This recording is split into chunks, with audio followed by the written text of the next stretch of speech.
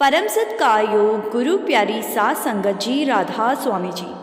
सात संगत जी, कल हमने आपको बताया था जी कि बाबा जी और हजूर जी दुबई पहुंच चुके हैं जी।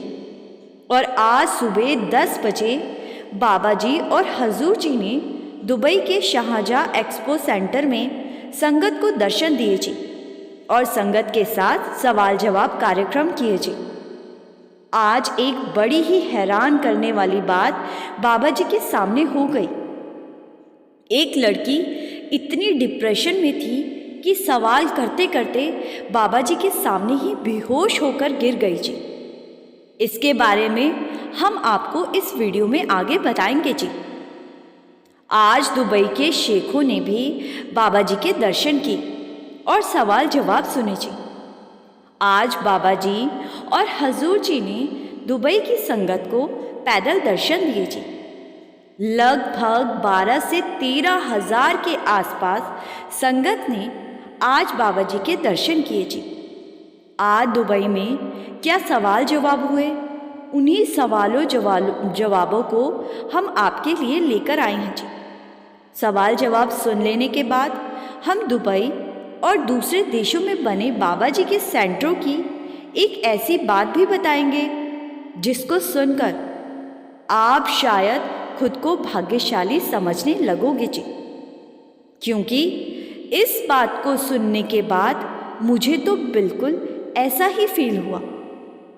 संगत से हमारी बेनती है, वीडियो के कमेंट में राधा स्वामी लिखना मत भूलिएगा। आइए अब देर ना करते हुए शुरू करते हैं आज दुबई के सवाल जवाब जी। एक भाई ने बाबा जी से पूछा कि बाबा जी, मैंने जब आपसे नामदान लिया था तो मैं इंडिया में रहता था और उसके बाद काम के सिलसिले में मुझे यहाँ आकर नौकरी करनी पड़ी और मेरा मन तब बहुत खराब हो जाता है जब यहाँ पर ईद पर बकरों को काटा जाता है। और मैं अक्सर सोचता हूँ कि ऐसा करने वाले लोगों का पार उतारा कैसे होगा। बाबा जी ने समझाया कि बेटा, हर देश के अपने रीति रिवाज हैं। अगर हम दूसरों के देश में रहने गए हैं तो हमें उनकी सोच की कद्र करनी चाहिए और हमें उनकी करनी पर ध्यान न देकर खुद को संभालना है और अपने आप को इन चीज़ों से ऊपर उठाना है। हमारा मकसद दूसरों के मसलों में पड़ना नहीं है, बल्कि हमें तो अपने ऊपर ध्यान देना है। फिर आगे एक बीवी ने बाबा जी से पूछा कि बाबा जी, मेरी रीढ़ की हड्डी में बचपन से दिक्कत है और इस वजह से मैं बहुत ज़्यादा देर तक बैठ नहीं पाती और इस कारण से मैं 2.5 घंटे का भजन सिमरन नहीं कर पाती। डॉक्टर ने सलाह दी है कि आप लगातार एक ही पोजीशन में मत बैठो और अपने बैठने के तरीकों को थोड़ी थोड़ी देर के बाद बदलते रहो। तो बाबा जी, अब आप मुझे सलाह दो कि मुझे क्या करना चाहिए। मैं भजन सिमरन को पूरा समय कैसे दे सकती हूँ। बाबा जी ने समझाया कि बेटा, मालिक ने प्रॉब्लम दी है तो उसका सॉल्यूशन भी ज़रूर देता है। आप एक गोल तकिए का इस्तेमाल कर सकती हो जिससे आपको बैठने में आसानी होगी, या फिर आप किसी दूसरे तकिए का भी इस्तेमाल कर सकते हो जिसमें आप खुद को कंफर्टेबल महसूस कर सकोगी। फिर इसी बीवी ने पूछा कि बाबा जी, शादी से पहले मैं इंडिया रहती थी और वहाँ सत्संग और सेवा पर नित्य से जाती थी, लेकिन शादी के बाद मैं अपने पति के साथ दुबई आ गई और यहाँ हमें ना तो वो माहौल मिल सका और ना ही इतना टाइम मिल सका कि मैं सेवा और सत्संग पर जा सकूं। घर के कामों में ऐसी उलझ गई हूँ कि टाइम ही नहीं मिलता। मैं जानना चाहती हूँ कि मालिक ने औरतों पर ही क्यों इतनी जिम्मेदारियां डाली है।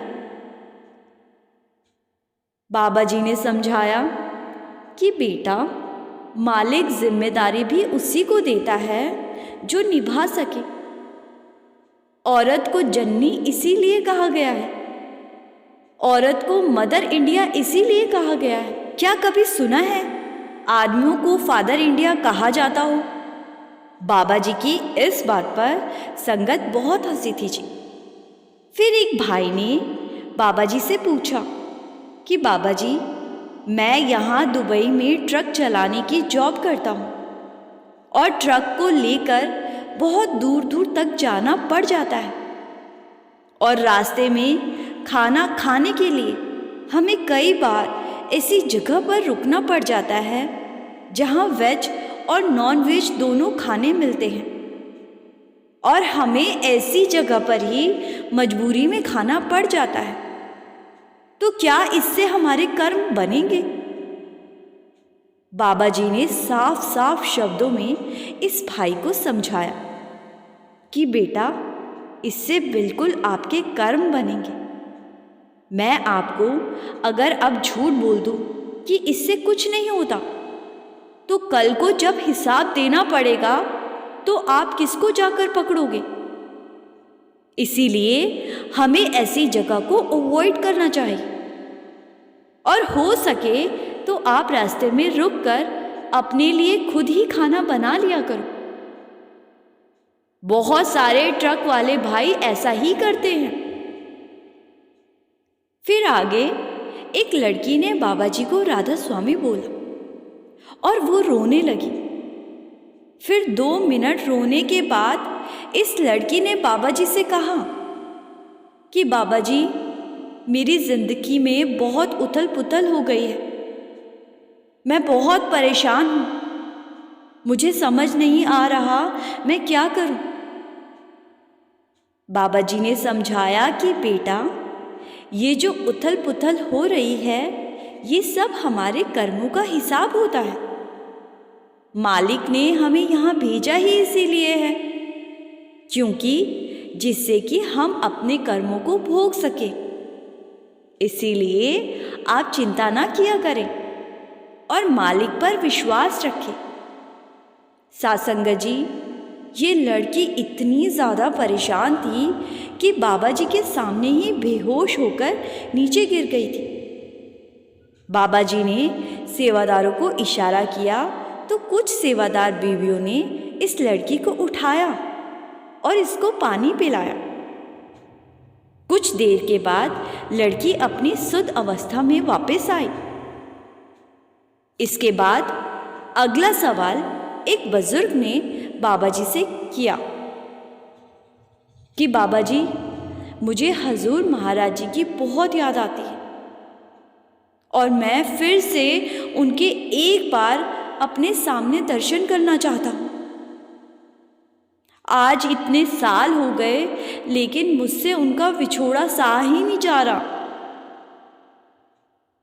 बाबा जी ने समझाया कि बेटा, जब हमारे किसी के साथ पुराने संबंध जुड़े हो तो हमारे मन पर ऐसे प्रभाव पड़ जाते हैं और हमें इस तरह के एहसास होने लगते हैं। आगे बाबा जी ने इस बुजुर्ग को समझाया कि हमें टीचर के ऊपर जोर देने से ज़्यादा अच्छा है कि टीचर की टीचिंग पर ध्यान दें।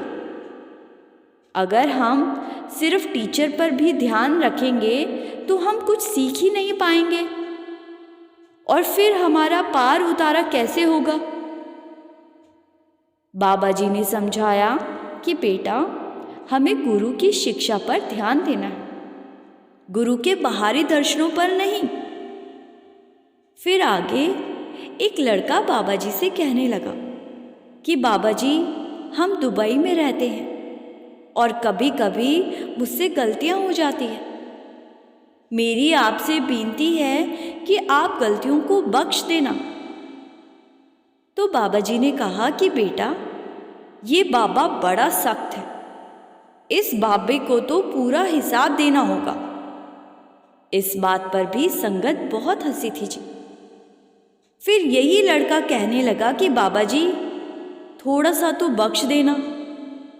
तो बाबा जी ने फिर से हंसते हुए कहा कि बेटा ऐसा तो हो ही नहीं सकता, कर्मों का हिसाब तो हर हाल में देना पड़ेगा।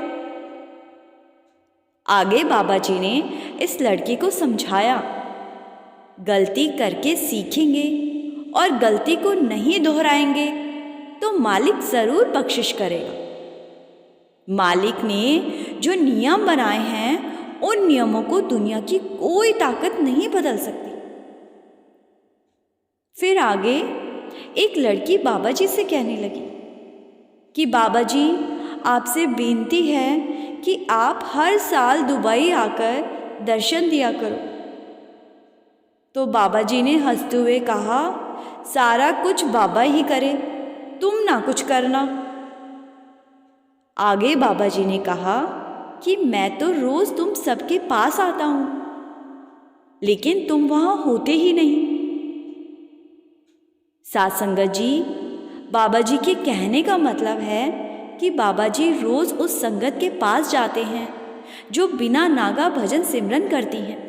फिर एक बीवी ने बाबा जी से पूछा कि बाबा जी मुझे लगता है कि 3 तरह के सत्संगी होते हैं। पहले वो जो बहुत ज़्यादा भजन सिमरन करते हैं और ऐसे जीवों को आप बड़े प्रेम के साथ यहाँ से ले जाओगे।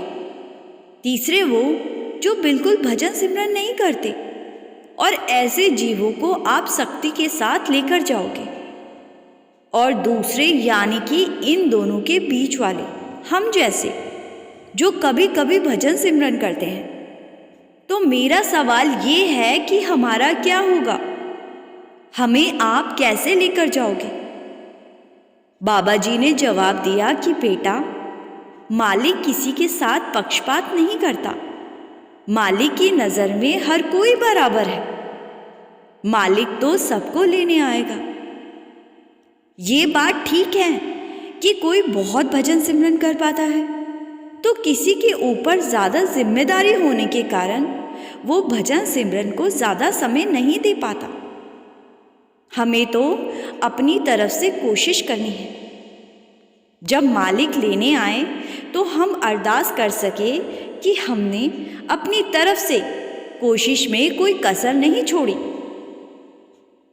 फिर एक बीवी ने बाबा जी से कहा कि बाबा जी आपका बहुत बहुत शुक्रिया है जो आपने यहाँ आकर हमें दर्शन दिए। बाबा जी मेरा सवाल है कि आप अक्सर फरमाते हैं कि जो असल शब्द है वो गुरु है, तो क्या जो वाणियों में शब्द पढ़े जाते हैं तो क्या वो शब्द नहीं है? बाबा जी ने समझाया कि बेटा शब्द के जरिए ही उस मालिक ने इस सृष्टि की रचना की है। मालिक ने अगर शब्द को वापस बुला लिया तो यहाँ किसी की भी हस्ती नहीं बचेगी। शब्द तो वो ताकत है जिसने इस सृष्टि को बनाया है। एक नाम जग चार उधारे, वो शब्द जिसने चारों युगों को तारा है। अब वो ताकत क्या लफ्ज़ों के दायरे में कैद हो सकती है? और जो लफ्ज़ या शब्द हम वाणियों में या किताबों में पढ़ते हैं वो हमें समझाने के लिए इस्तेमाल किए जाते हैं, लेकिन जो असल शब्द है वो तो मालिक की वो ताकत है जिसने इस सृष्टि को बनाया है। अब जैसे प्रेम एक लफ्ज़ है, लेकिन जो असल प्रेम है और लफ्ज़ में इस्तेमाल किया गया अक्षर यानी कि प्रेम, ये दोनों अलग अलग चीज़ें हैं। लफ्ज़ का सहारा लिया जाता है उस ताकत को समझाने के लिए। फिर आगे एक लड़के ने पूछा कि बाबा जी मैं कॉलेज में पढ़ाई करता हूँ और जब मैं अपने दोस्तों के साथ कहीं घूमने जाता हूँ तो मेरे मम्मी पापा को मेरी बहुत चिंता होने लगती है, तो मैं ऐसा क्या करूँ कि उनको चिंता ना हो? तो बाबा जी ने समझाया कि बेटा आप पढ़ लिख कर अपने पैरों पर खड़े हो जाओ। माँ बाप को इससे ज़्यादा और क्या चाहिए। जब आप अपने पैरों पर खड़े हो जाओगे, अपनी जिम्मेदारी समझने लगोगे, तो माता पिता को चिंता नहीं होगी। अभी आप जिस उम्र में, उस उम्र में मन बहुत जल्दी डोल जाता है। मन पर बहुत जल्दी प्रभाव पड़ते हैं। इसीलिए आपके माता पिता को आपकी चिंता होती है। फिर आगे एक लड़की ने बाबा जी से पूछा, बाबा जी, जब कोई नामदान नहीं लेता और फिर भी वो ध्यान को लगाता है, तो अगर उसको अपने अंदर शब्द सुनाई दे, तो क्या उस शब्द या उस धुन को सुनना ठीक है? तो बाबा जी ने इस लड़की को समझाया कि बेटा, शब्द तो सभी के अंदर है। ये ज़रूरी तो नहीं कि जिन्हें नामदान मिला है सिर्फ वही शब्द को धुन सुन सकते हैं। शब्द के बिना तो यहाँ किसी का वजूद ही नहीं बचेगा। फिर आगे एक बुजुर्ग ने बाबा जी से पूछा कि बाबा जी, मेरा बहुत अच्छा परिवार है। पत्नी, बच्चे, पोते पोतियां सब है मेरे परिवार में। किसी भी चीज़ की कमी नहीं है, लेकिन फिर भी मुझे कुछ खालीपन सा महसूस होता है। ऐसे लगता है जैसे मुझे किसी चीज़ का अभी भी इंतज़ार है। मुझे समझ नहीं आ रहा कि मैं आपको अपनी बात कैसे समझाऊं। कृपया मेरा मार्गदर्शन करें। बाबा जी ने समझाया कि बेटा, ये सब तो दुनियावी चीज़ें हैं। असल तृप्ति तो तभी होती है जब हमारी आत्मा अपने असल को प्राप्त कर लेती है। जब हम भजन सिमरन करके अपने आप को शब्द से जोड़ेंगे, उससे जो रस आएगा, उस रस से ही हमारा खालीपन दूर होगा।